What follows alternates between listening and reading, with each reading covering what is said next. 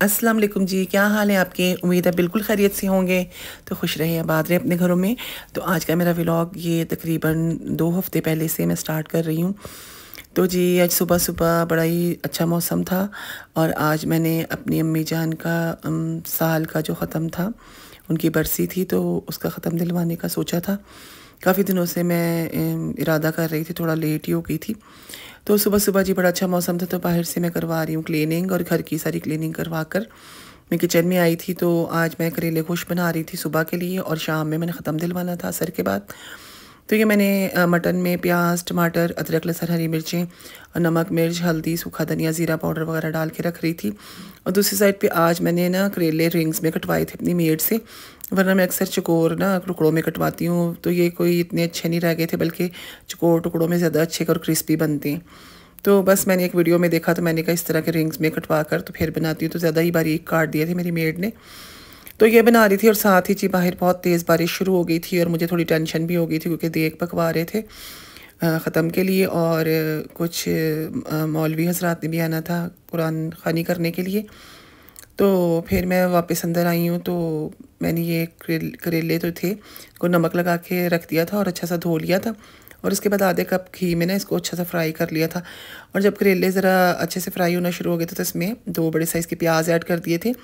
प्याज से ये होता है कि करेले कभी कड़वे नहीं बनते।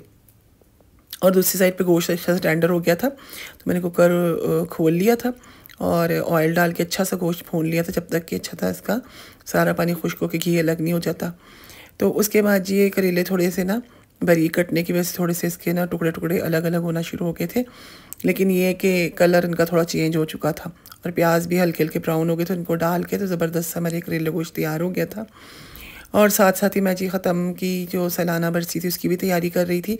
तो सब ड्राइंग रूम में मैंने चादरें वगैरह बिछा दी थी, कुरान पाक भी रख दिए थे, तो कारी साहब वगैरह भी आ गए थे पढ़ने के लिए कुरान पाक और साथ ही ख़त्म के चावल भी देग भी आ गई थी। तो बस जी अम्मी की बहुत याद आई आज बहुत ज़्यादा और अम्मी का घर जैसे सजा था वैसे ही सजा हुआ है, उनके हाथों की तमाम चीज़ें रह जाती हैं, बस इंसान इस दुनिया से चले जाते हैं। तो ये मैं अम्मी के घर गई थी कुछ दिन पहले, तो वहाँ पे उनको बहुत ही याद किया, वैसे कि वैसे उन्होंने तमाम चीज़ें उनकी वैसे ही बिल्कुल जैसे उन्होंने अपने हाथों से सेट की थी। तो सेट थी तो अक्सर मैं जाती रहती हूँ, लेकिन वहाँ पर अम्मी नहीं होती हैं। तो उसके बाद जी उनके लिए मैंने दुआ करवाई थी ख़त्म कुरान के बाद।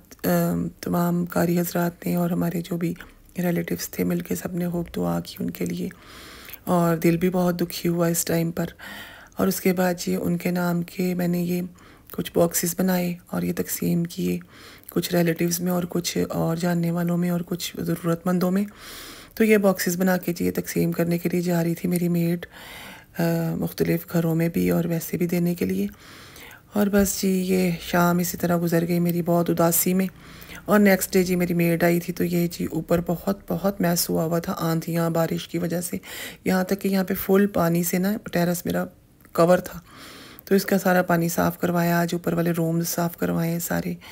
और उसके बाद जी अब बहुत ज़्यादा मेरी ना सेहत थोड़ी डाउन होना शुरू हो गई थी वेट की वजह से, तो मैंने वॉक शुरू की है और डाइट भी फॉलो कर रही हूँ। तो यहाँ आई थी मैं वॉक करने के लिए। तो बस यहीं तक था मेरा आज का व्लॉग, फिर मिलेंगे नए नए व्लॉग्स नई नई रेसिपीज़ के साथ, तब तक के लिए इजाज़त दीजिए, अल्लाह हाफिज़।